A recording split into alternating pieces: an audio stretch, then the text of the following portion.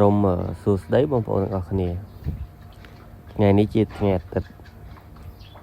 ចឹងហើយយើងបានដាក់ចំណីជ្រូករៀងយូរយើងអង្គុយមើលជ្រូកយូរឃើញថាជ្រូកយើងស៊ីចំណីល្អបងប្អូនព្រួយប្រភេទជ្រូកនេះគឺសៀរឹសទេហើយទីផ្សារវាក៏ល្អដែរហើយសម្រាប់ជ្រូកនេះខ្ញុំទៅតែចិញ្ចឹមបានរយៈពេល6ខែទេបងប្អូន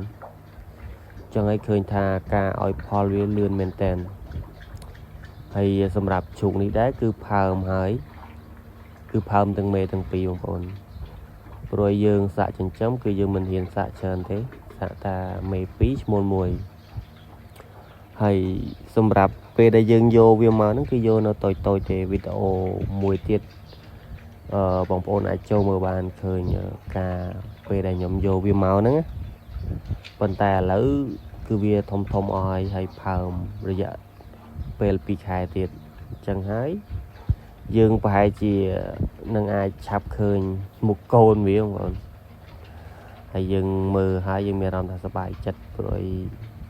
យើង